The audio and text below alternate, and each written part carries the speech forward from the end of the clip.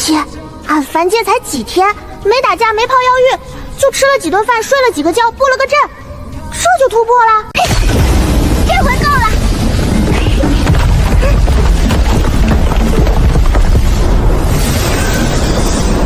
天剑宗，俺回来啦！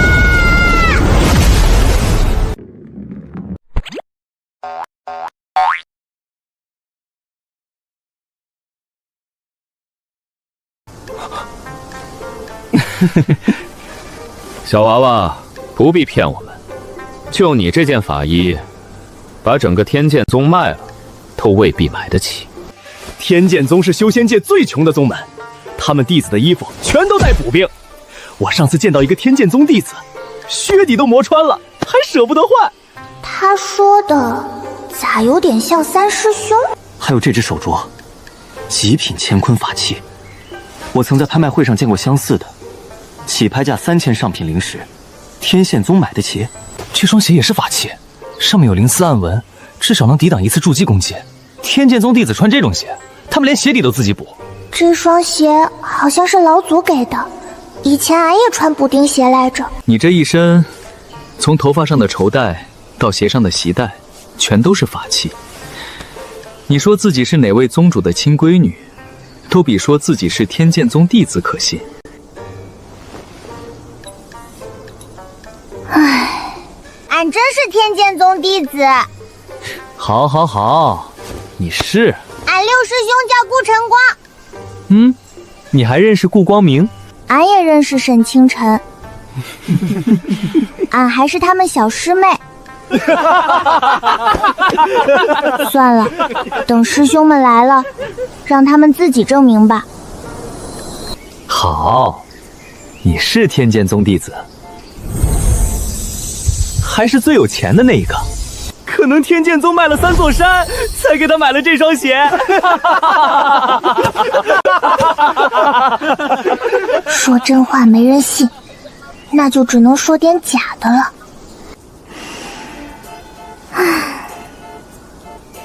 好吧，俺确实是偷偷跑出来的。跑着跑着，不小心掉进了这个秘境。现在能告诉俺这是哪儿了不？这里是修仙界南境灵犀秘境，此地盛产灵草灵药，每隔数年开放一次，2日前才刚刚开启。你家大人呢？真没和你一起进来？没有大人，就俺一个。你一个小娃娃独自在秘境里太危险，我们队里有筑基大圆满，遇到普通妖兽，至少还能保护你。秘境出口还有多久开放？还有2日。中，那俺先跟着能慢。正好俺也去打听一下外面的消息，跟着他们总比俺一个人在林子里乱转强。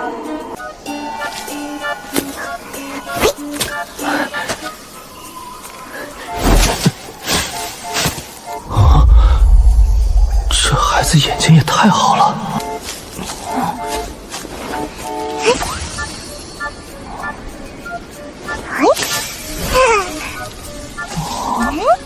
他到底是来采药的，还是来扫货的？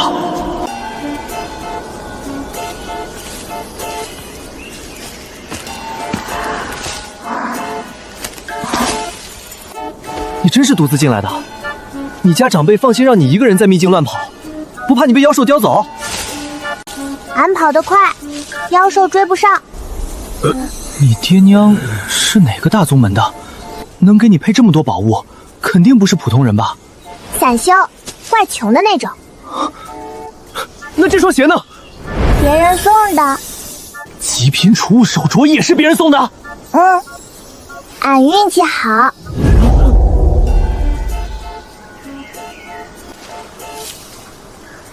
你带丹药了吗？灵犀秘境里不仅有妖兽，还有天然瘴气，待久了容易头晕、胸闷、四肢无力。带了。什么品阶？极品丹药。极品？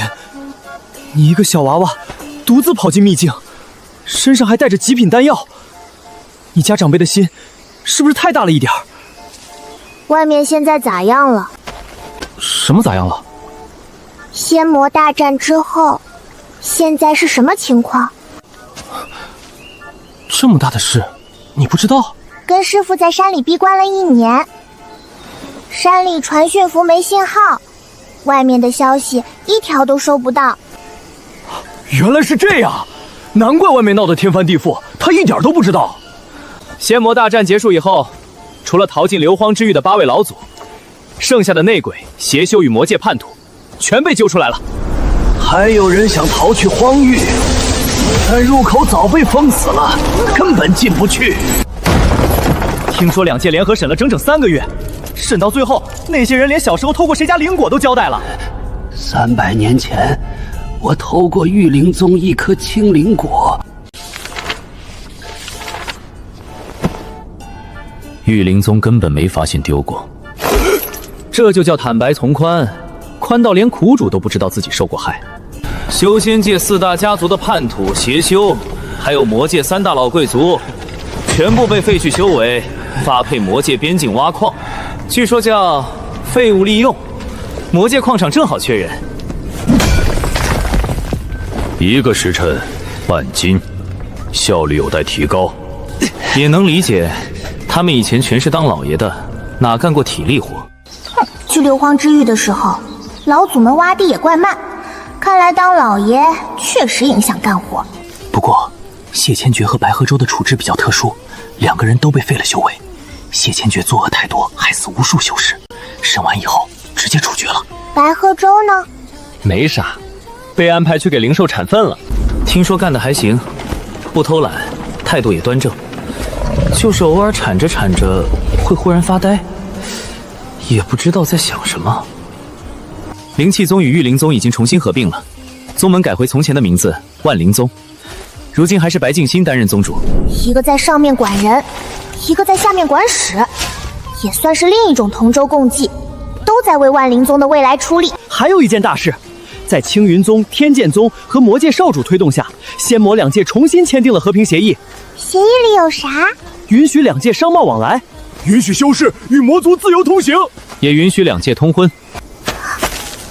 万仙盟能同意？万仙盟能不同意吗？不同意有用吗？青梦宗主和魔君孩子都生了2个，儿子是魔界少主，女儿在天剑宗当弟子，生米都煮成2锅熟发了，难道还能把孩子重新塞回去？而且现在的天剑宗都快成魔界驻修仙界办事处了，魔界少主和魔界公主全是他们宗门弟子。万仙盟要反对，就得把天剑宗和青云宗一起推出5大宗。一个实力第一，一个财力第一，谁敢提，谁又踢得动？神女宗更不用说，弟子都被天剑宗那几个穷鬼迷得晕头撞向，宗主拦都拦不住。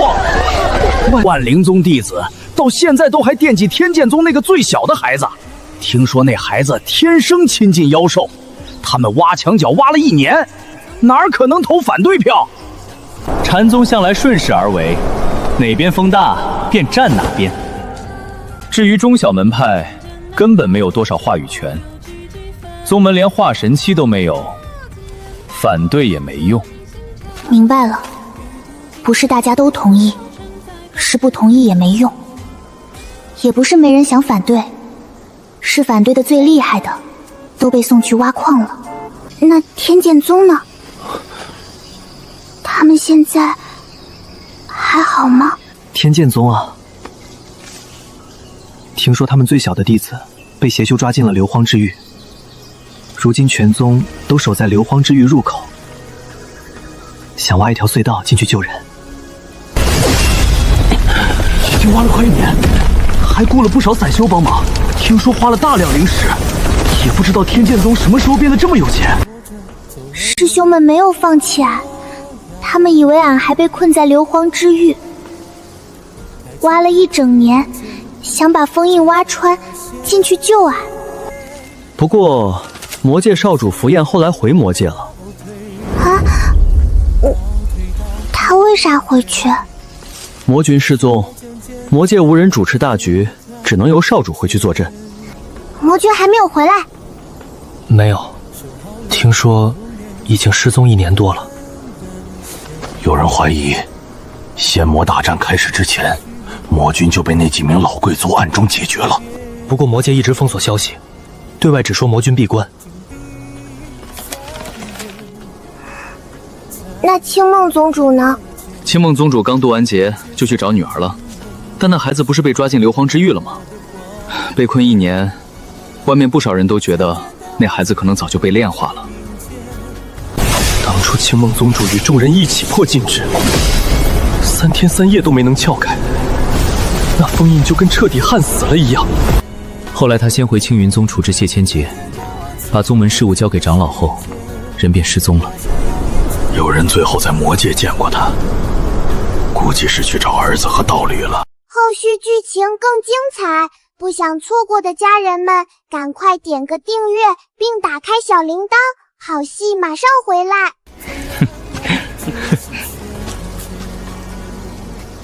爹还没回来，哥哥回了魔界主持大局，娘也不见了。师兄和长老们还在硫磺之狱外面挖隧道，他们全都在找俺，可他们不知道俺已经出来了。不能哭，爹说过，魔君的闺女不能随便哭，会让人笑话。而且俺现在都金丹后期了，金丹后期咋能当着一群炼气筑基的面哭？怎么走这么慢？药楼有点沉，我帮你背。不用，俺自己背得动。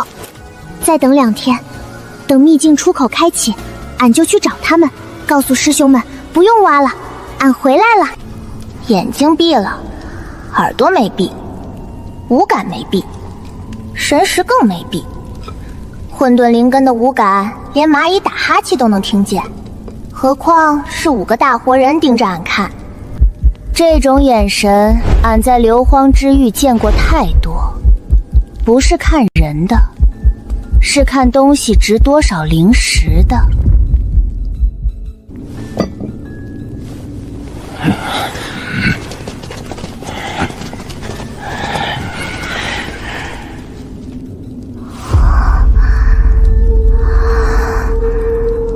你身上的东西太贵重，不适合一个小孩子独自带着。万一遇到坏人，被人抢走，你连哭都来不及。不如先交给我们保管，等出了秘境，我们再还你。这不叫保管吧？不是打劫，就是暂时保管。保管完了还不还？还。啥时候还？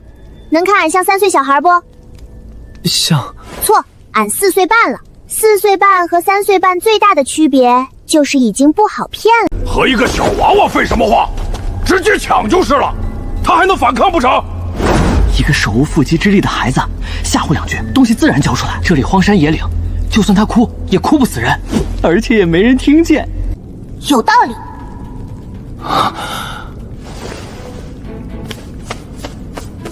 虽然没灰，但拍一拍显得从容。俺也想跟咱们商量个事儿。什么事儿？咱们身上这些东西也不适合咱们带着，剑、符、阵旗，不如交给俺处理。放心，不收手续费。这事儿说出去能笑死一窝人，他是不是吓傻了？脑子已经转不过来了。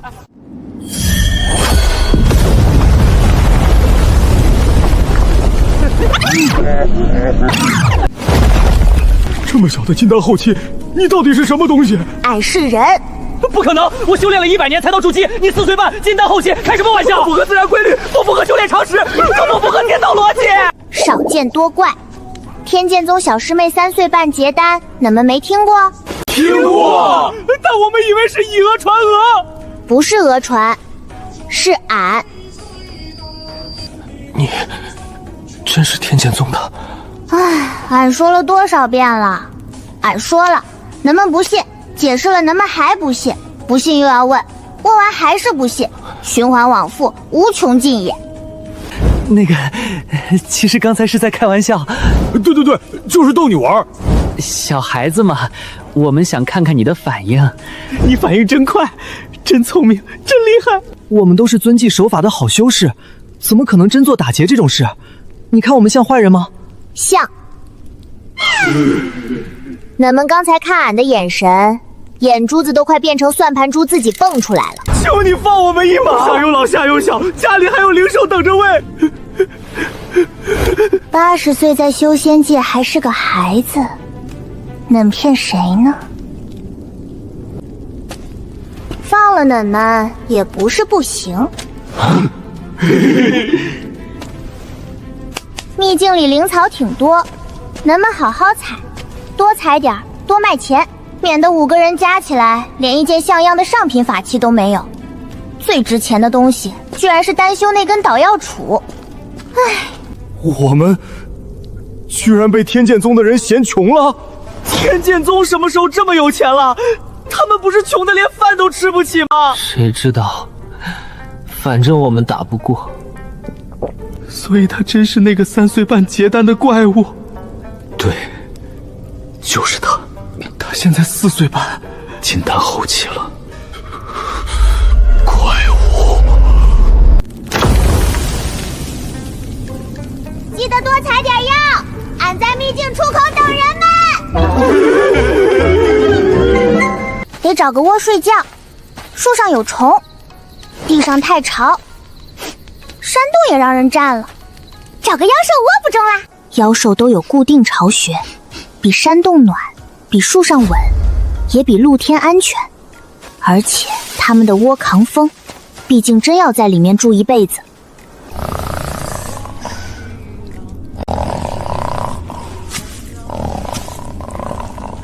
这个大小刚好，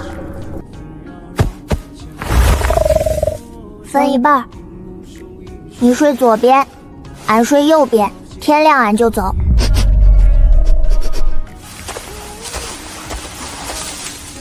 谢了。放心，俺不抢你窝，就借一晚。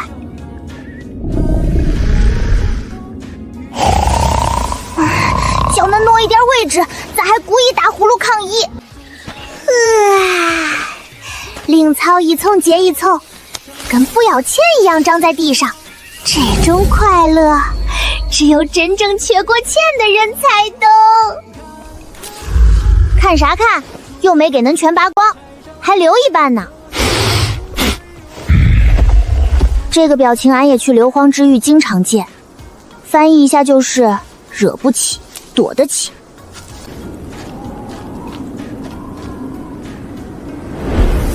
高阶冷灵芝，品质上乘，年份至少1000年。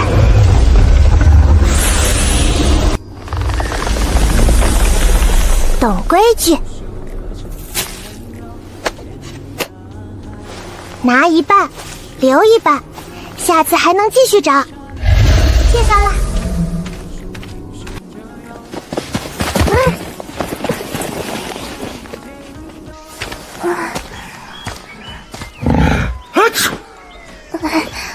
昨晚确实挤了点，这个赔给你。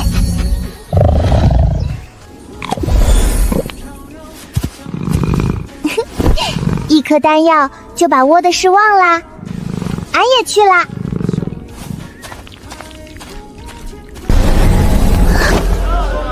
高价收赤心花，100年份灵草，量大价优，现场验货，童叟无欺。扶贫小师妹，真的是你，你还活着？活着呢，活着呢。有钱师兄，好久不见，能看着比以前更有钱了。你这1年到底去哪儿了？天剑宗的人都找疯了，他们差点把硫磺之域入口挖穿，我爹都给挖隧道的工程捐了5000上品灵石。谢谢有钱师兄，也替俺谢谢恁爹。你到底怎么出来的？硫磺之域里面发生了什么？你有没有受伤？说来话长，所以俺先不说了。我俩天津太湖，俺也去天剑宗。师兄们还在硫磺之域挖俺，哥哥在魔界，娘和爹也不知道去了哪儿，得快点，再快点！谁家小孩这么小就飞这么快？不要命了！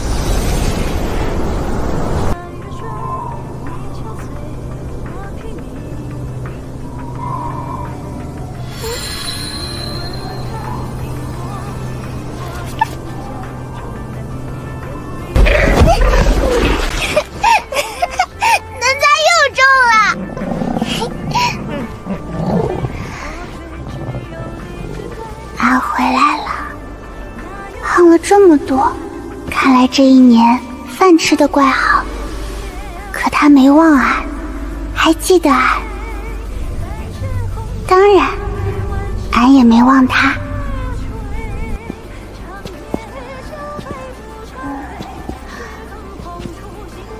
不走啦。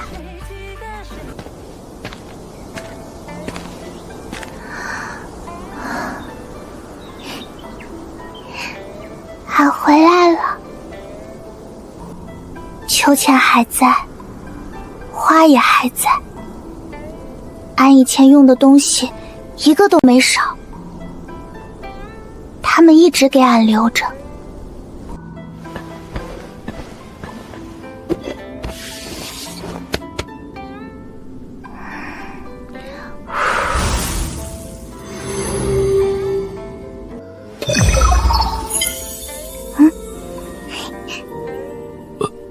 小平儿，宗主，俺回来了。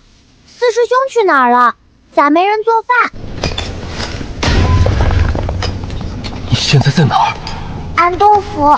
马上回。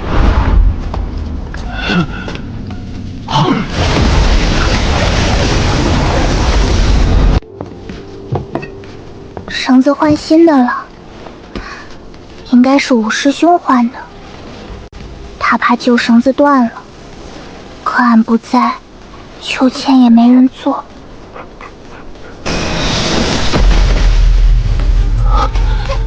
宗主，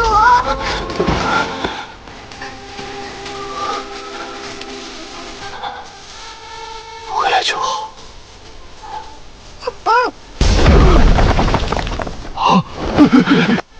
胖了，壮了，高了。这话一句比一句像在看地里的菜。这颗萝卜胖了，那颗白菜壮了，还有一颗竹笋长高了。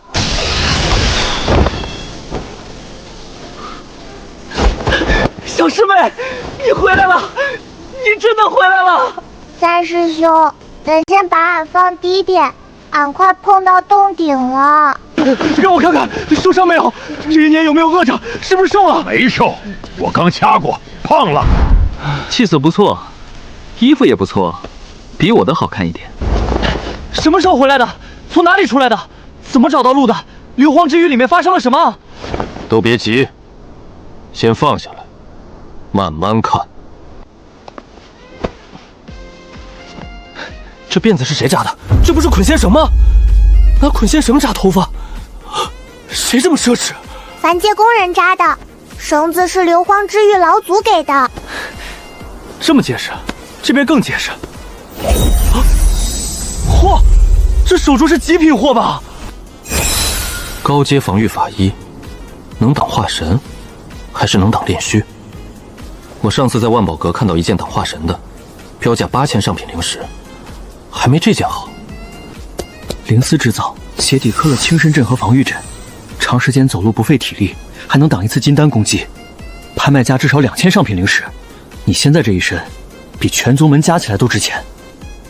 金丹后期。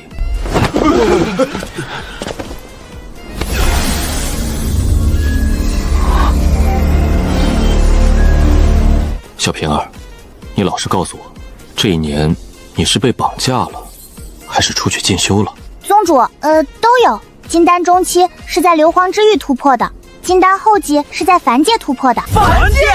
哪个凡界？哪个国家？你见到什么了？有没有？说来话长，能不能先吃饭？俺饿了。对，先吃饭。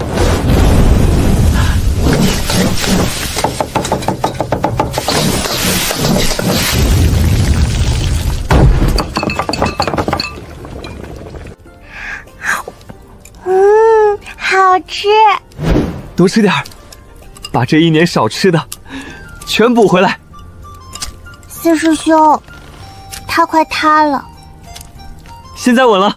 俺这一年经历的事儿全记下来了，能不能慢慢看？不对劲。啥不对劲？这么整之间，不是你写的吧？司徒老祖代笔的。代笔？俺写的字太丑，怕影响咱们的阅读体验，所以让他帮俺写。司徒老祖那个老东西，肯老老实实给你代笔？一开始不肯，后来呢？后来就肯了。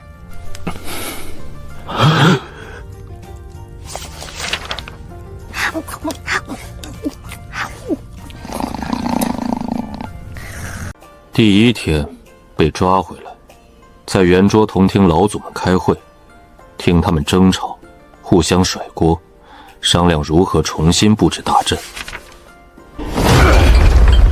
阵法是你们修仙界的人毁的，放屁！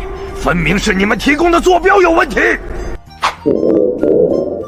商量整整一天，也没商量出结果。我打断他们，说我饿了，要吃饭。你饿了？他们开会开了一整天，俺再不吃饭都要啃圆桌角了。确实不能饿着。他们派人做饭，菜太咸，肉太柴，汤太油。我提出意见，他们下顿饭改了。你还给绑匪的饭菜提意见？不好吃，咋不能说？不说的话，下顿还是难吃，那俺不是还得受罪？有道理。饭做得不好就应该说，下次不能委屈自己。吃完饭，我要泡药浴。没有木桶，魔界3位老祖当场做了一个药材，由修仙界4位老祖提供：千年灵芝、千年何首乌、万年石钟乳、万年龙线香，以及高阶妖兽内丹。泡完以后，浑身舒畅。这些东西，他们舍得给你泡澡？他们好东西很多，非常多，特别多，后来全给俺泡澡了。泡了大半年，泡到他们几千年的库存都快见底了。千年灵芝拿来泡澡，拿来炼丹，至少能炼10炉。年份拆开搭配，足够炼10炉固元丹。他竟然一次泡没了！不止一次，泡了很多次。愿那些灵芝、何首乌与妖兽内丹，来世不再遇见小施主。泡完药浴，要睡觉。他们在大殿中为我搭建隔间。孙家老祖拿出了一只很高的玉枕。多高？高到睡完脖子不疼了，但是歪了。骚家老祖替你烘头发。墨家老祖给你捏被子。他们还给你讲睡前故事。天天讲，8个老头轮流讲，比凡界说书仙人还敬业。很久很久以前，有一个小孩，他不睡觉，他被人抓了，还非要听故事。讲故事的老人怪烦，想把他扔出去。俺在这儿就睡着了，不知道那个小孩后来咋样了。第2天，我要扎辫子，8位老祖都不会，最后孙家老祖动手。丑？哪里丑？哪儿都丑，重扎。折腾小半个时辰，终于搭好。我说明日继续。孙家老祖的脸青了。孙家老祖真的每天给你扎辫子？他矮，站着就能扎，不用蹲，有身高优势。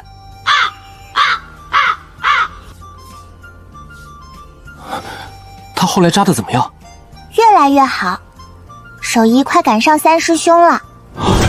那我是不是被替代了？放心，他年纪大了，扎不动了，以后还是能扎。那还差不多，我的手艺比大成期好。扎完辫子，开始断体。断体结束，吃早饭。吃完饭练剑。下午要荡秋千，晚上继续药浴烘头发，讲故事。这哪是绑架？你这是去硫磺之域当了1年公主。公主呀？谁不好抓？偏偏抓回去一个祖宗，这买卖亏到姥姥家了。谁带孩子谁容易疯。八人坚持了1年还未疯，心境修为确实不错。我的荒域战记，你是出去玩，还是出去统一流荒之域？差不多，他们见俺都主动打招呼，还喊俺小霸王。小霸王比小公主威风多了。这外号还行。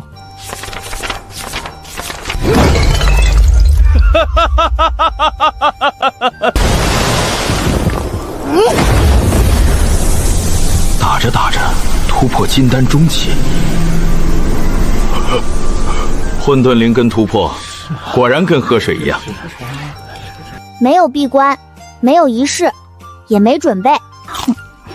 那个禅宗叛徒当时比俺还懵。写了什么？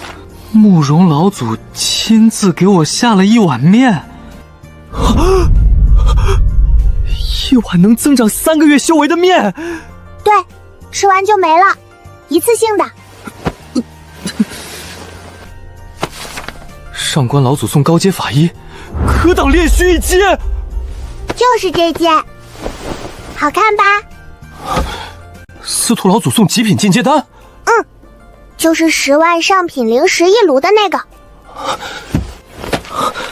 欧阳老祖送极品储物手镯。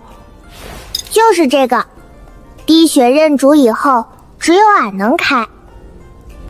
墨家老祖送炎霄谷符笔，他送你符笔做什么？你会画符吗？以前不会，他说要教俺。孙家老祖送鸿蒙万象阵道，这部阵书几经失传，老夫当年翻遍禅宗藏经阁都未能找到完整本。他说要教俺布阵。哦，对了，夜宵也送了俺1点灵石。多少？1008颗。下品？极品。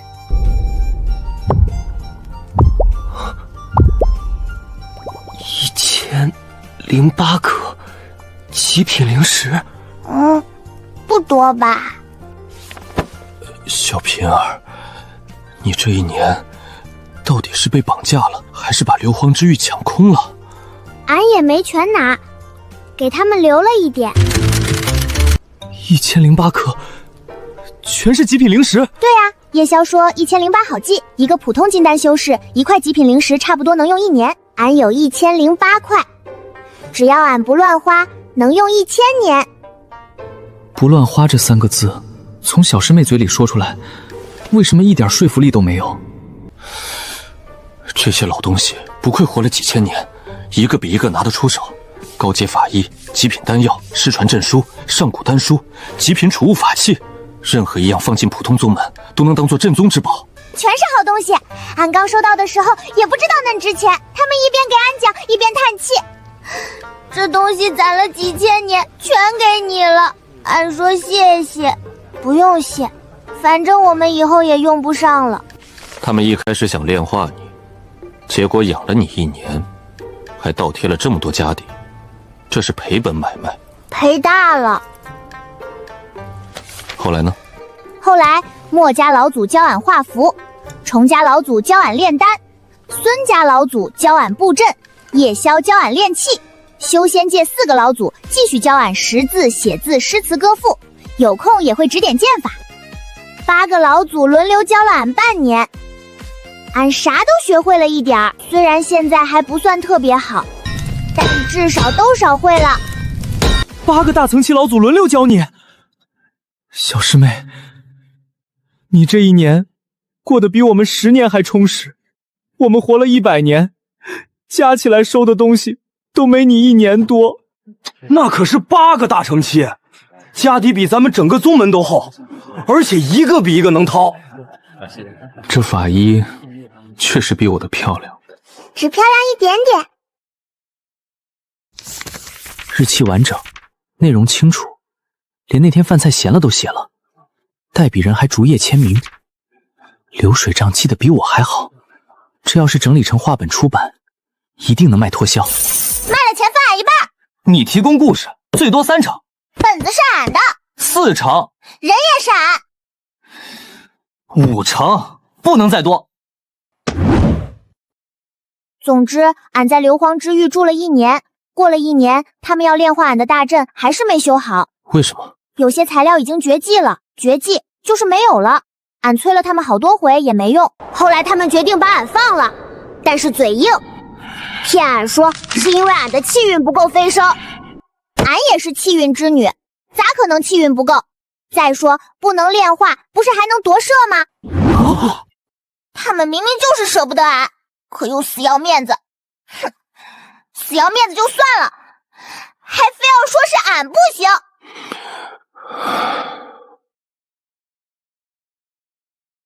然后呢？俺去那天，他们又给了俺一堆东西。慕容早祖给了一大包药浴材料，够泡3年。上官早祖给了3件法衣，最厉害的能挡合体期1击。司徒早祖给了1箱各阶灵石，欧阳早祖给了各种保命法器，墨家老祖给了1箱极品符箓，崇家老祖给了极品丹炉，还有很多丹药，里面有能活死人肉白骨的护心丹。孙家老祖给了12支高阶阵旗。哦，对了，夜宵也送了。又送了什么？1枚能挡大成期1击的玉符。小师妹，你确定是被抓进硫磺之域，不是去继承家产？被抓进去的第1天确实不是，后来确实继承了不少家底。从硫磺之域出来后，你去了凡界。大洋国。凡界没有灵气，你怎么在那里突破金丹后期的？凡界没有灵气，但是有万物之气，草木有生机，山石有地气，水风露水也都有自己的气息，混沌灵根都能吸收。俺去布传送阵的时候，万物之气一下子涌太多，撑过了头就突破了。这样也行？混沌灵根果然不按常理出牌。别人修炼靠闭关，靠灵石，靠丹药，你靠睡觉和吃饭。下次是不是喝口水都能突破？按照他现在的情况，吸口气突破也不是没有可能。他不正常，就是最大的正常。凡界还有什么？俺去凡界遇见了大燕国长公主和2皇子，他们带俺去无尽城，然后俺看见了一条街的晨光。什么？晨光糖果、晨光玩具、晨光书店、晨光百货楼。他们说晨光是大燕国最大、最好也最能挣钱的商号。六师兄，恁家里人都挺好的。大燕皇帝说，每30年都会有仙人下凡除妖，那些仙人也会把你的口信带回去。他们知道你过得不错，也一直记得你。说说凡界。凡界可繁华了，路很宽，中间跑车马，两边走人和脚踏车。铁着车不用灵力，靠热气推动，能跨州跨县，一跑就是几天几夜。乘风囊也不用灵力，虽然比御剑慢，但一次能载很多人。脚踏车靠脚蹬，连皇帝上朝都骑。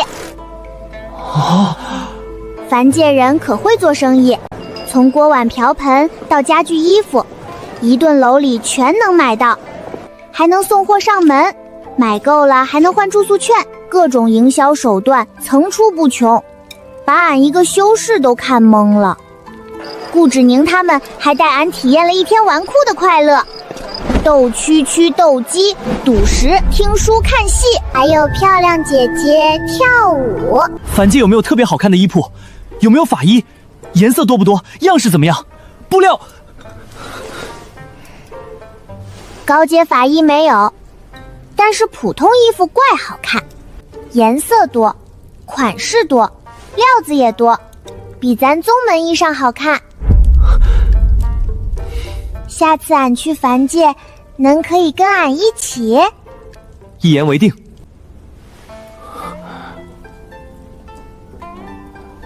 他们真的还记得我？记得，全都记得。大燕100年来第一个有灵根的孩子，第一个能修仙的小天子，是大燕国的骄傲。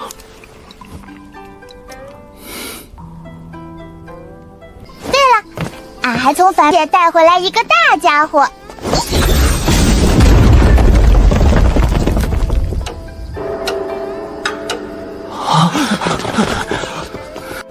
精细，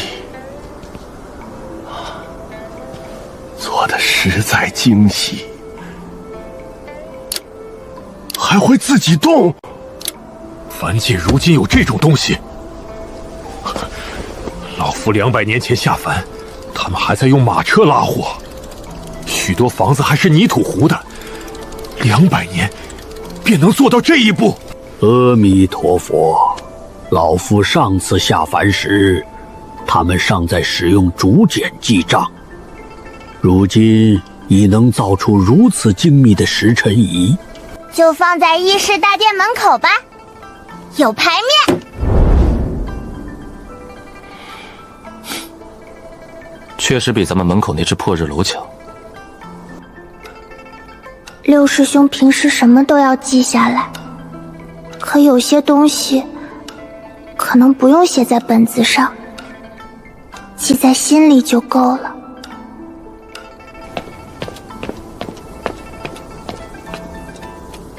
六师兄，以后有机会，俺陪能回去看看。好。不对，哪里不对？凡界到底咋回修仙界？凡界皇帝不知道，俺也不知道。那临凡大典的时候，能们咋下去的？六师兄咋上来的？俺娘以前又是咋下去的？你不知道？俺应该知道啥？俺要是知道有现成的路，会自己不跨界传送地吗？画恁大一个阵，2-3遍距离，刻半天符文，手酸了还得刻单，又辛苦又累，还容易卡在2界中间。哦，老夫以为你图快。俺也去凡界熬了2个晚上，画阵、改阵、补阵、吸气，他以为俺只是图快。修仙界与凡界之间本就没有供人随意来往的道路，凡人无法飞升上来，修士也不能任意下凡。为啥？天道规则，凡界是凡人的地界，修士若随意降临，容易扰乱凡界气运，也会沾染因果。那万宗凌晨大典咋办？临凡大典走的是特殊通道天阙关，弟子必须持有万仙盟特制通行令，登记身份、修为，下上事由与逗留时间后，方可通行。那是修仙界与凡界之间唯一被万仙盟正式承认的通道，没有令牌，不能通过。正规路。对。那俺娘呢？你娘走的是另外一条路。俺娘，青云宗宗主，5大宗最厉害的合体期大能。对。除天阙关外，2界之间还存在一些天然秘境裂隙，裂隙一端连接修仙界，另一端连接凡界，但它们极不稳定，时开时合，不是想走便能走。青云宗古籍记录过一些裂隙位置，你娘当年已是化神期，能感知空间波动，所以才能找到。那俺哥呢？也是走你娘告诉他的秘境裂隙，他从凡界进入修仙界，正好被老夫捡到。魔界也有许多连接凡界的秘境裂隙。你不知道修仙界的废隙，难道连魔界的也不知道？你爹以前经常下凡，他从未告诉过你？没有，所以俺爹一直知道路。当然，否则他当年怎么一边下凡与你娘谈情说爱，一边偷偷返回魔界收拾那些老贵族？他若每次都走魔界正门，早被老贵族察觉了。爹不光会打架，白天谈恋爱，晚上打贵族。你掉落的大燕万丈岭似乎也有一条裂隙，另一端正好连接灵犀秘境。啥？俺也去凡界布的传送阵，最后就是把俺送到了灵犀秘境。那便对了，不是巧合。你的传送阵借用了附近天然裂隙的空间波动。老夫100年前将晨光带上来，走的也是灵犀秘境那条裂隙。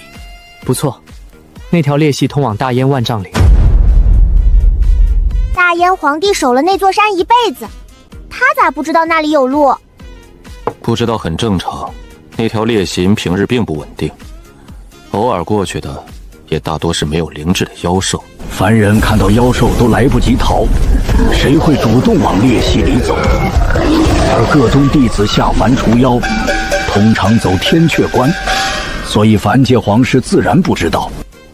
走天阙关需要登记、缴费、领取令牌，流程走完至少3日，回来以后还得写下凡报告，还要报备修为，报备逗留时间，还得压3块中品灵石做保证金。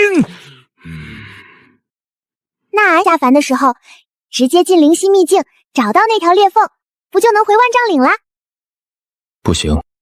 为啥？灵犀秘境那条裂隙已经被万仙盟发现，如今入口封锁，无法再走。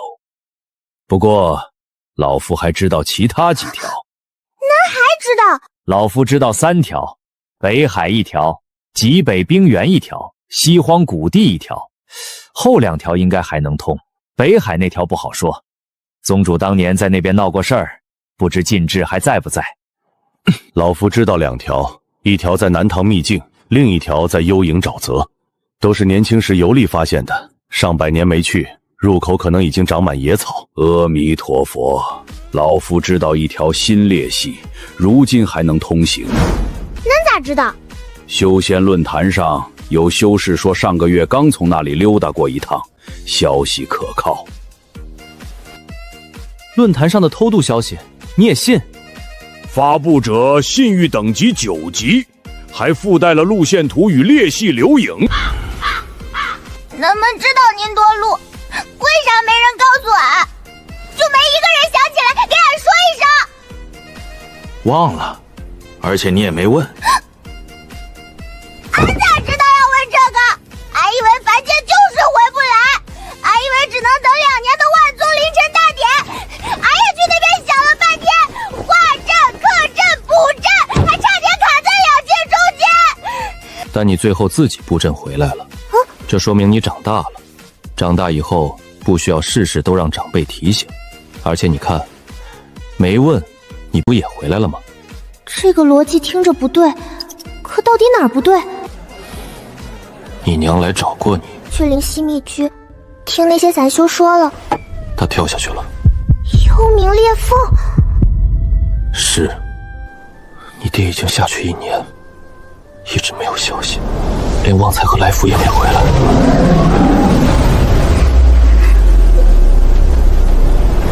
你娘说，硫磺之域出口有我们守着，她放心，她要去把你爹找回来，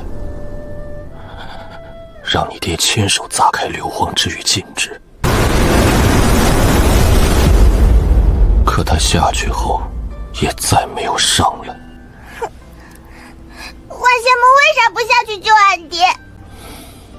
下去过，但失败了。靠近便会被弹开，连裂缝边缘都碰不到。百度老魔说过，只有魔界皇族血脉才能进入。那俺娘为啥能下去？或许因为他是你爹的道侣。没人知道，结界确实没有阻拦他。宗主，他们都会回来，对不对？你爹那个人，傻人有傻福。而且你娘已经下去了，她做事比你爹靠谱得多。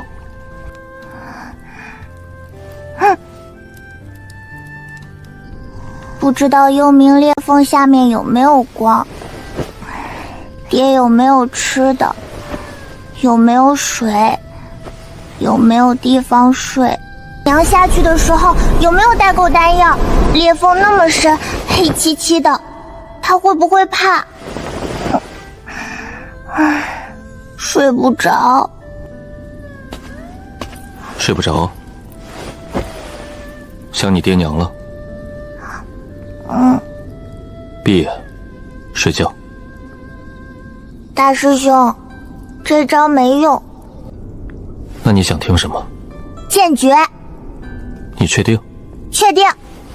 俺在硫磺之域睡不着的时候，就背孙家老祖教的阵文，背着背着就困了。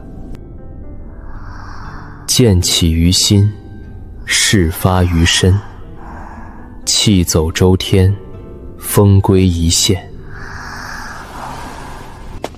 大师兄，你这念法太死板。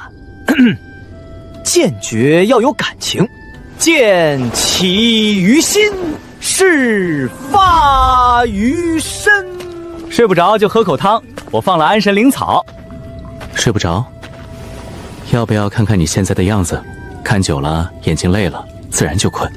俺现在看着像刚被雷劈过。稍微整理一下，还是很好看。要不要听我念账本？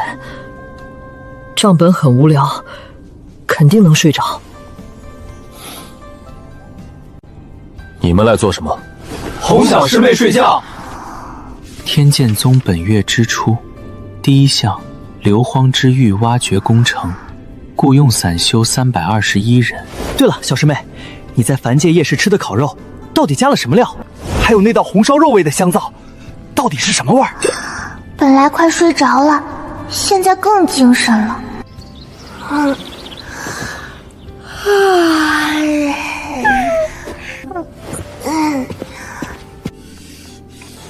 昨晚没睡好。三师兄，今晚不用哄了，俺已经长大了，能自己睡。行，今天想扎什么发型？不扯头发就中。头发长了很多，以前只到肩膀，现在快到腰了。俺去硫磺之域没剪，凡界也没剪，大燕皇宫的工人他们手艺可好了。有多好？1刻钟，差不多能编10种样式。那你觉得我扎的怎么样？当然比他们都好。还中，跟以前一样。本来就和以前一样。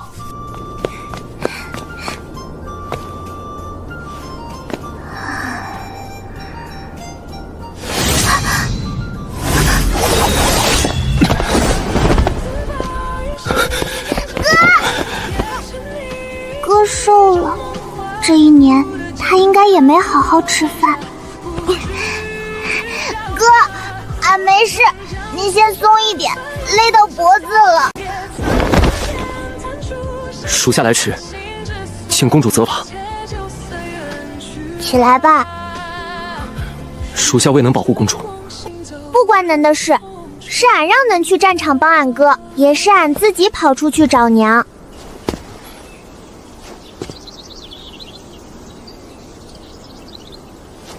能看，一点事都没有，还抓了2个小金戒回来，金丹后期，又带回来一堆好东西，这买卖不亏。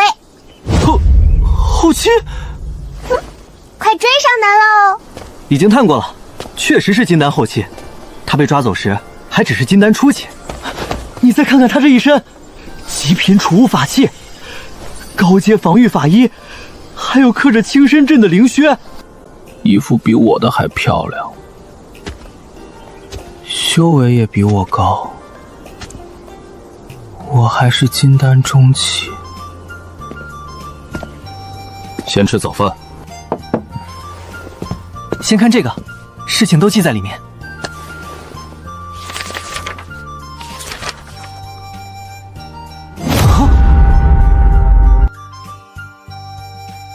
我们昨晚比你震惊多了，你这才看到哪儿？后面还有更离谱的。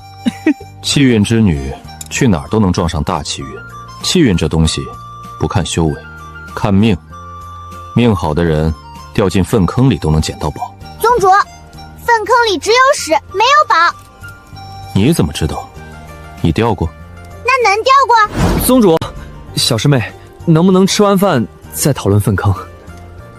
好吧。你找到那座竹楼了？篱笆上有很多剑痕，又乱又杂的那些应该是你砍的。你认出来了？认出来了，没啥章法，又乱又急，但是每一剑都用了全力。爹不敢教我，娘也不敢正经教，只能自己摸索，看见什么学什么，东拼西凑。看出来了，难怪你刚入宗时剑法那么怪。大师兄第一次看见你的起手式，回去研究了3天，差点走火入魔。不像正经宗门传承，跟路边捡来的残缺剑谱一样。重点是不好看，又丑又莽，一点都不优雅。二师兄无人教导，能自己摸索到炼气期，已经很厉害。50年，靠自己悟到炼气，这天赋快赶上清晨了。清晨，你可得努力，再让二师弟追上来，大师兄的位置就尴尬了。一个暗灵根二师弟，一个混沌灵根小师妹，你的压力确实不小。没事，二师弟现在还打不过我，总有一天。好，等你。再过2年，别说你们2个，恐怕连小皮儿都能追着我们几个老骨头满山跑。不怕，等俺厉害了，俺罩着他们所有人，包括小燕儿。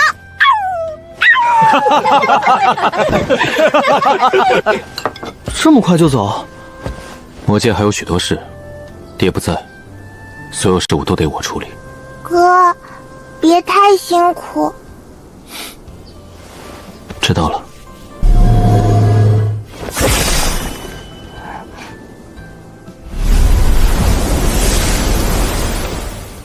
尹七没跟哥走，应该又藏到地下了。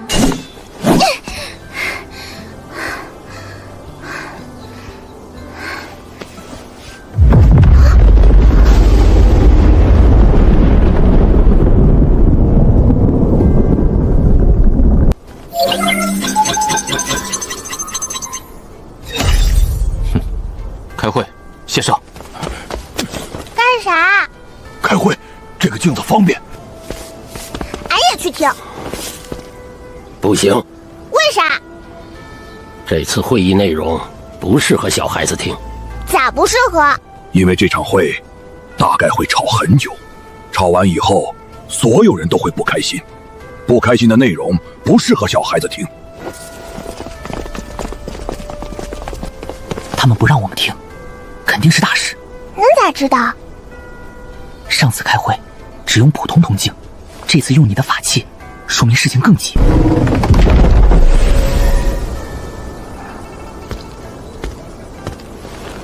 能说这回是啥事？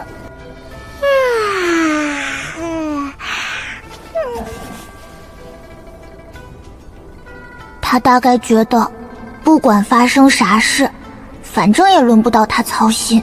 哥才刚回来，又匆匆走了。现在魔界又出事，会不会和爹娘有关？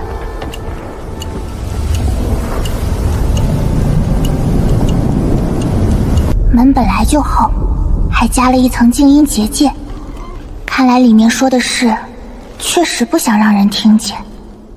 可他们忘了一件事，我是混沌灵根，五感通达，不用贴门缝，也不用偷听符，灵力扑过去，墙里的人喘口气，我都能听见。小师妹，你是不是能听见里面说话？是耳朵自己要听的，不算偷听。对，耳朵犯的错和我们有什么关系？快说，快说！他们说什么，你转告我们，我们保证不往外说。只在宗门内部传播，不算外传。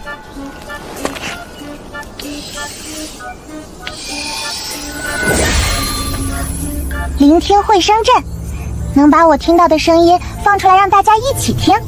这个正好，以后偷摸吃瓜不用担心听不清，我也要学。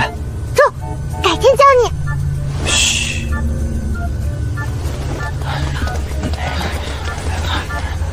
今日紧急召集众人，是有一件要事相商。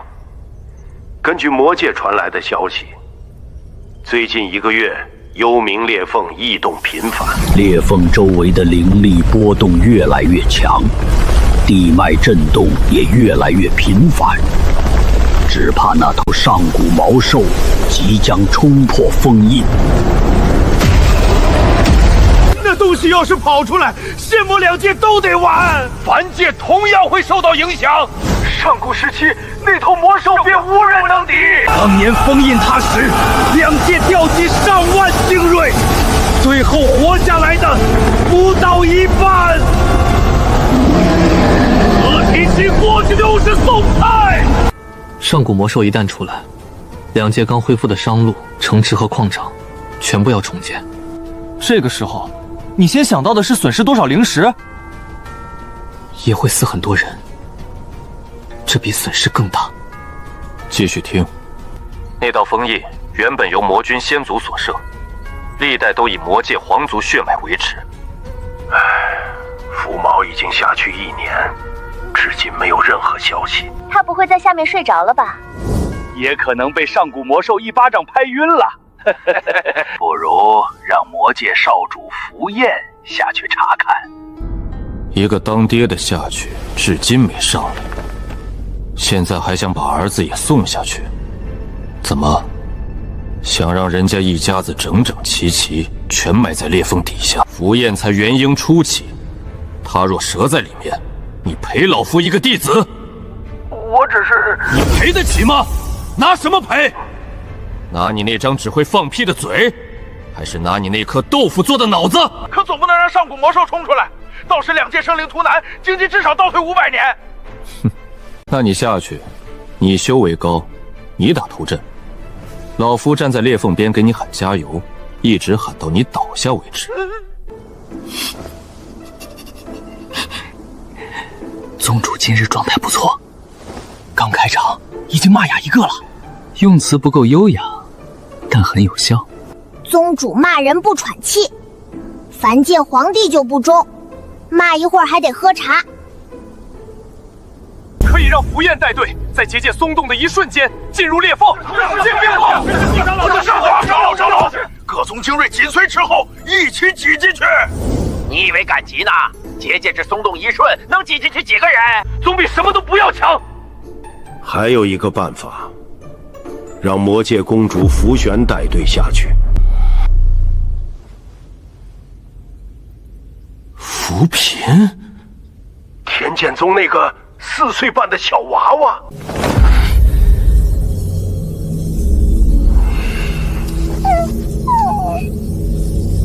继续听。扶贫是混沌灵根，又是传说中的气运之女。若遇到危险，天道说不定会助她一臂之力。画本里的气运之女原本就是为拯救苍生而生，让她带队下去，与魔君配合，拖住上古魔兽。朕宗弟子趁机修复阵基。又不是让他一个人下去，各宗精锐都会跟随，他只负责拖住魔兽便可。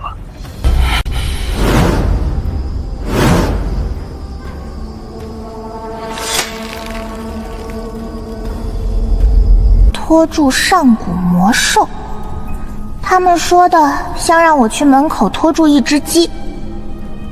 我才4岁半，他们是真不怕我死。我宗宗主已经进入幽冥裂缝，如今还要让他的女儿下去，恐怕不合适。若福玄出了事，我宗宗主回来以后如何交代？糊涂长老，大义面前不能只顾私情。扶贫是气运之女，享受气运，自然应当承担相应责任，这是天道平衡。混沌灵根能适应幽冥裂缝中的各种气息，换成普通修士，光适应环境就要半日。讨论完了吗？讨论完了，那老夫说2句。第一，谁再提让小群儿下去，老夫现在就去他宗门门口骂街，骂到他3个月不敢出门见人，骂到他全宗上下见到一条狗都得绕道走。可以让他哥哥带队，福彦毕竟是魔界少主，总得出一份力。第二，福彦也不行，当爹的都没上来，当儿子的下去就能上来，脑子呢？万仙盟是没人了，非要把人家一家老小一个接一个往坑里送。那魏宗主认为该怎么办？劈开封印。你疯了！那是上古禁制，你以为是在劈柴吗？封印一开，上古魔兽直接冲出来，谁来打？各宗宗主与长老一起下去，我们拖住上古魔兽，镇修趁机修复阵基，重建枫叶。若真气修不好呢？那就跑。跑得慢的老夫负责收尸，修不好就死，死了就收，收完就埋，埋完立碑，碑上刻你们名字。这不是魏宗主一个人能够决定的事。万仙盟议事向来少数服从多数，若多数人同意让符寻，多数？你们有多少人？报个数，老夫一个一个记。老夫记性不好，但记仇很好，套麻袋的技术也不错。想清楚再举手。魏宗主，你不能如此不讲道理。哼，道理，老夫可以讲道理，但凭什么惯着你？我们是在商量对策，不是在吵架。商量怎么让一个4岁半的孩子下去送死？你们怎么好意思开口？脸就一张，不能省着点丢吗？如果封印根本劈不开呢？那就等他自己出来。哼，他出来以后，你们一起上，反正人多，总有人能活着回来。谁能保证活下来？谁活下来，谁写回忆录，书名老夫都替你们想好了。我当年是怎么被上古魔兽追着跑的？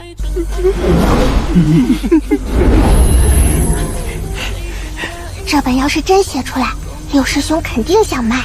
只要有人活着写完，一定畅销。魏宗主，你说这些话实在太不负责任。老夫活了这么多年，该负的责任从未推过，但老夫的徒弟谁也别想动。魏宗主，我宗宗主也在幽冥裂缝之下冒险，他毕竟是福骈的亲娘，你拦着福骈，万一宗主在下面出了事，你还有脸提青梦？你们宗主已经在下面，现在还想把他女儿也送下去？青梦要是回来，第一件事绝对不是谢你们，是问谁让他女儿下去的。你猜他问完以后会做什么？先骂你，再打你，最后废了你。到时候老夫一定坐在旁边嗑瓜子看戏。魏宗主，我们不是想害你徒弟，只是眼下确实没有更好的办法。没有办法就继续想，想不出来就闭嘴。真坏了？没坏，里面没人敢说话了。宗主骂人一如既往的强。强的我想鼓掌。听见了，没人能逼你下去。宗主不同意，长老们也不会同意，我们更不会。谁敢投赞成？我已经记下来了。我又没怕。继续想办法。谁再提孩子，老夫先去找谁。温之阳，小平儿现在在干什么？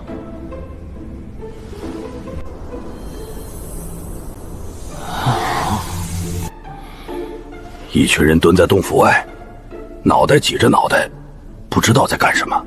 哼，那就是在偷听，没跑。不能吧？老夫布了隔音阵，这可是正经隔音阵，正经到连蚂蚁在墙角吵架都传不出去。阿弥陀佛，隔音阵能够挡住声音，挡不住混沌灵根。赶紧起来！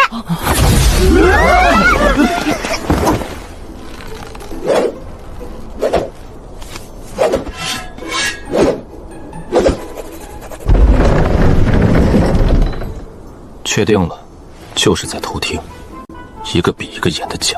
确实，一群人看着跟做贼一样。都听到了？听到了。听到多少？该听的都听了，不该听的也听了一点，漏掉的应该不多，下次争取全覆盖。既然听到了，那你应该知道，我们为什么不让你听。知道。你也应该知道，幽冥裂缝这件事，你不能去。也知道，但俺还是要去。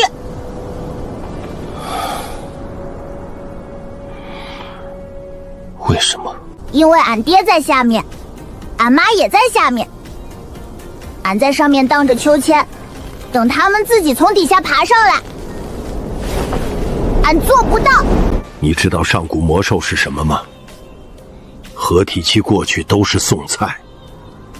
你才金丹后期，他打一个喷嚏都能把你吹出去800里。而且你爹下去1年都没有上来，你下去就能上来？你当你爹在下面度假呢？阿弥陀佛，你现在下去，只能算给上古魔兽送一份点心。体型太小，吃完连牙都不用剔。那俺不去也行，下次俺自己跑出去，像上次一样，谁都不告诉。你在威胁老夫？不是威胁，是陈述事实。能们不让俺去，俺就自己去。俺自己去，肯定比跟着能们更危险。这道理能们也知道，而且他们说气运之女就应该去，那就去呗。气运之女不干这种事儿，难道天天在家荡秋千？那跟一条咸鱼有啥区别？不对，气运之女不是用来送死的，是用来活着的。宗主，能就答应俺嘛？答应嘛，答应嘛，让俺去嘛，去嘛，去嘛，去嘛！俺保证不添乱，保证听话，保证打不过就跑，绝对不回头。你这招跟谁学的？摇头晃脑，拉袖摆臂，这不是咱们天剑宗的招式。老夫也没教过，也不是佛门功法，跟凡界长公主学的。父皇，答应嘛！好，好，好，依你，依你。他每次求皇帝就是这么摇，一摇一个准。你学的倒快。学以致用，学了就得用，不用白不用，用了不白用。明日，老夫带人去砸幽冥裂缝的结界，救你爹。天塌下来，也轮不到你一个5岁不到的小娃娃去顶。你留在上面，等你爹、你娘回来。通知万仙盟高层，再通知符焰，明日仙魔2界集合，破结界。是。宗主，我们能不能去？天剑宗全宗去。小叶昂留下看家。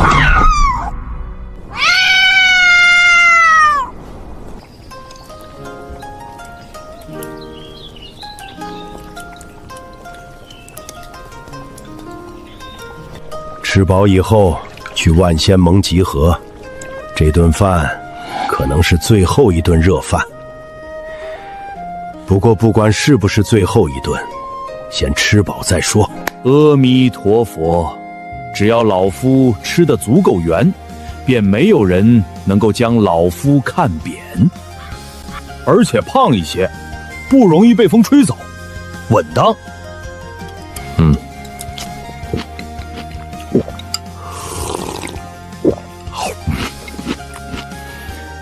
3碗够了，再吃影响腰身，再吃点。中。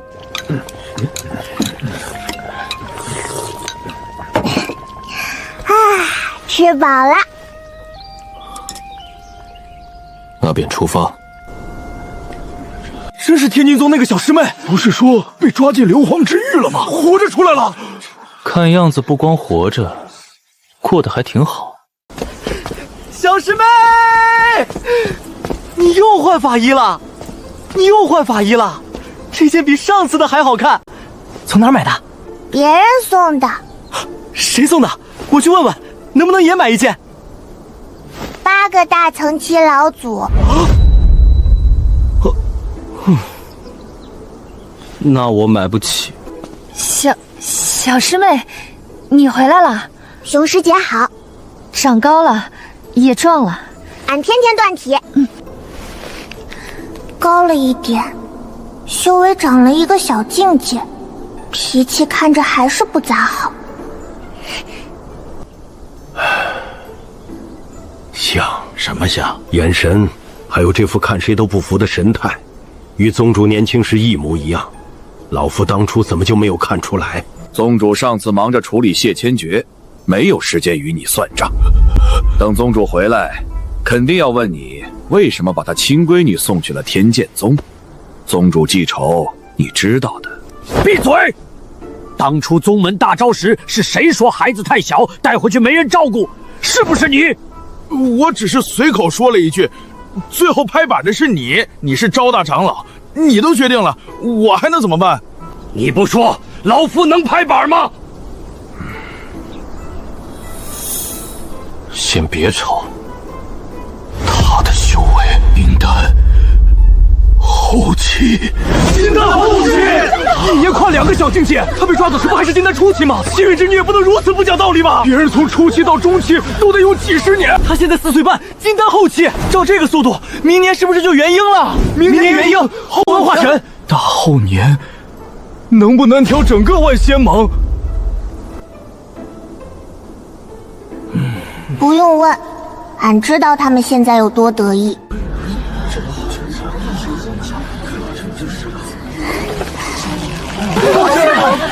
扶贫师妹，你终于回来了！我们都以为你被硫磺治愈的邪阵，你的修为比我还高了，我才金丹中期。没事，能再练几年也能到后期。先别管修为了，都瘦了，吃果子补补，这一把路上吃。甜，慢慢吃，不够我还有。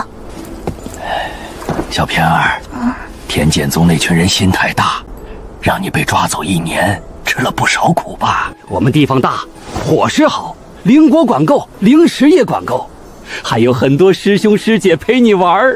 周通霄，你当老夫死了，还是觉得老夫最近脾气变好了？挖墙脚挖到老夫眼皮子底下来了。周长老贼心不死，上次挖墙脚被宗主骂了一顿，这次竟然还敢来。以后是不是得防着万灵宗？他们经常送灵果，说不定就是糖衣炸弹，先送糖再挖人。无妨，有宗主在，他挖不动。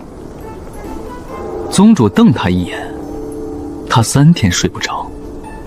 真要换宗门，小师妹继承青云宗，也比去万灵宗划算。青云宗更有钱，礼物可以收，不收白不收，吃了也算给他们面子。你们应当向大师兄学习，只收礼，不跳槽。礼可以收，人不能走，这是原则。阿弥陀佛，嘴停心硬，手快脚稳，方为好弟子。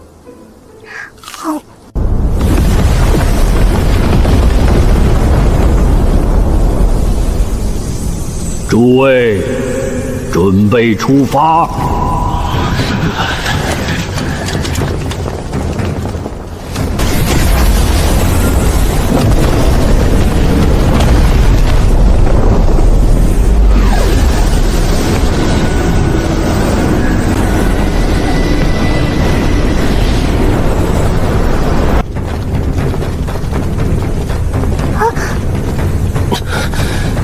跟紧宗主，不要乱跑。哥，能也别硬撑。知道。小平儿，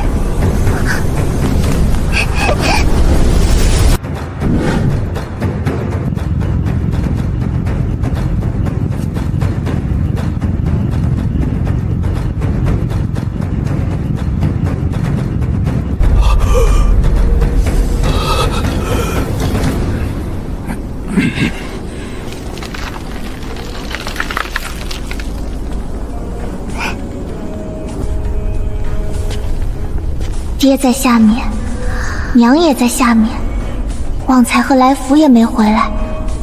今天一定要把他们带上来。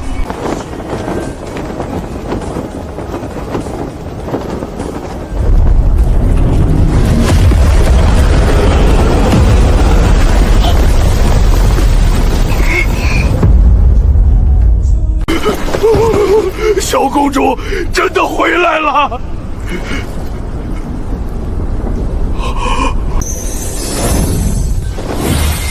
小公主，这穿的，这戴的，我没受苦，就是去进修了1年，顺便继承了点家产。继承家产？8个大成期老祖的家产，他们放我野去时候硬塞给我的。嘘，别告诉别人。这个眼神，咋跟看一只能下金蛋的鸡一样？小鬼，回来了。回来了。你那条船还在不？还在。等这里的事情结束，再载你一次。免费不？免费。那这。诸位，幽冥裂缝异动频繁，上古魔兽随时可能破风而出。幽冥结界只会在魔界皇族血脉靠近时短暂松动，能够趁机进入的人数有限，因此我等决定合力破开结界，进入裂缝，协助魔君与青梦宗主。结界破开后，各宗宗主与长老先行进入，负责拖住上古魔兽。镇修立即修复阵基，重新封印。是。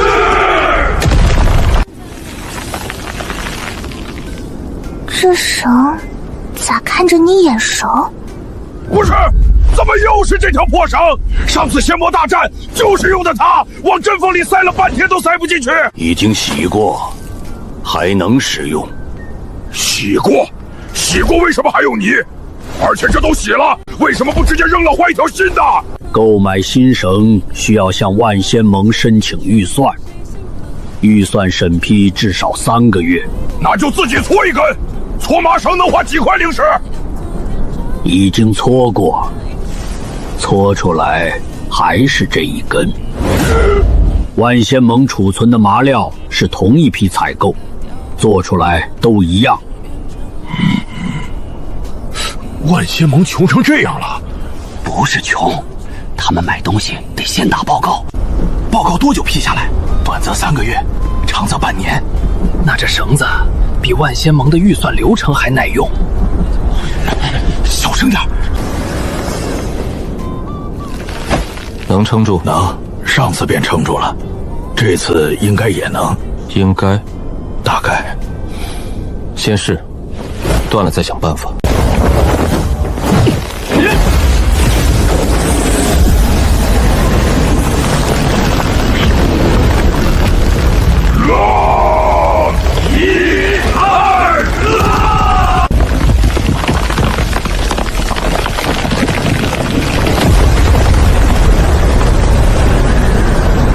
开了，封印被撬开了。乖乖待在上面。怪帅，像画本里拯救天下苍生的仙人。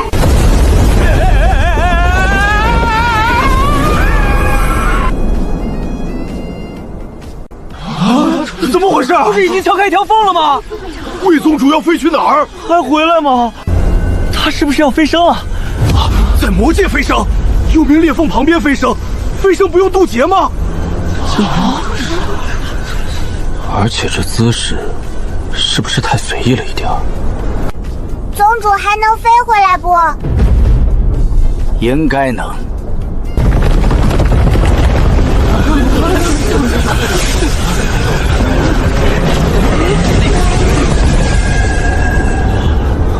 这个声音上来的东西肯定怪大。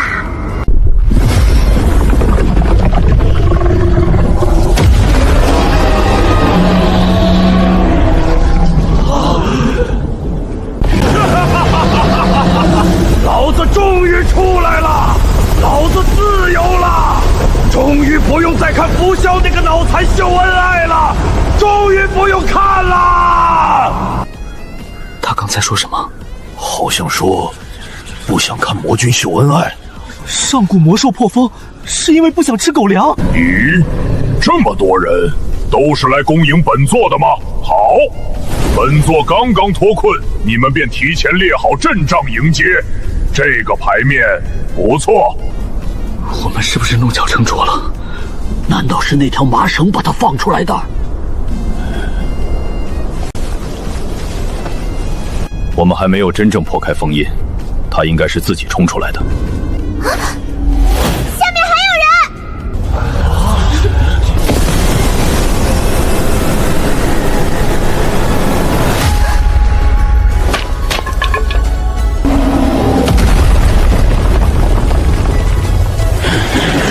攻迎魔君！宗主，他怎么出来了？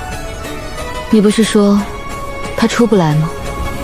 是啊，我在下面天天跟他斗嘴，他一直没动静。我还以为他被我的深讲感动了。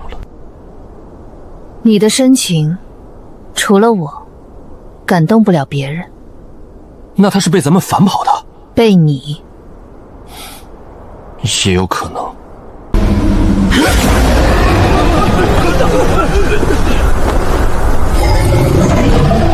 你们两个够了！老子在下面都快听吐了。梦梦，阿萧，你瘦了，你辛苦了，你头发乱了，我替你整理。老子被锁了几千年，从来没听过这么恶心的话。先是两只石狮子，天天蹭来蹭去。看见没有？现在还在蹭，后来又下来一个女修，更恶心了。白天恶心完，晚上继续，晚上恶心完，白天接着恶心。你们不用睡觉吗？你们不睡，别人还要睡。恶心的老子几千年前的隔夜饭都快吐出来了。不对，老子被关了几千年，根本没吃饭，连饭都没有，拿什么吐？只能吐酸水。你们考虑过一条龙的胃吗？你嫌恶心，别看不就行了？老子眼睛长在头上，你们就在老子眼皮底下不看也得看。你们卿卿我我的时候，有没有考虑过一条被关了几千年的龙是什么心情？没有，你们只顾自己的情情爱爱。那你闭上眼睛，闭眼也能听见。梦梦，你饿不饿？阿笑，你冷不冷？饿你妹！修士根本不用吃饭，他饿了不会自己吃吗？那你把耳朵堵上。老子没有手，这不是？这是爪子，差得多了。爹，妹妹在。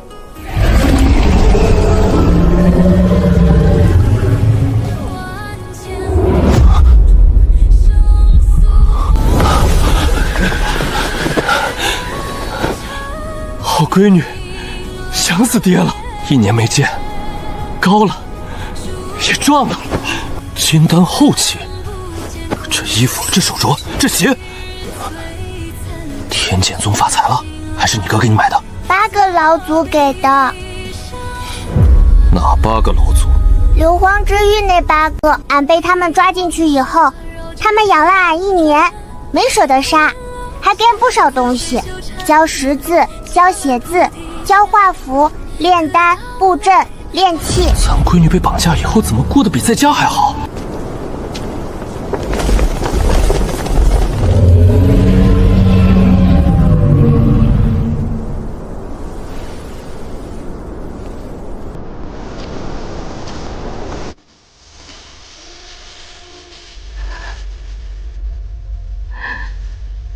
平儿，娘，原来被娘抱着。是这种感觉，暖暖的，软软的，衣服上还有淡淡的花香和草木香，怪好闻。对不起，娘没能早点找到你。没关系，俺原谅恁了。这1年过得好吗？吃得饱吗？穿得暖吗？有没有人欺负你？过得很好，特别好，好的不能再好了。吃了很多好东西，也收了很多好东西。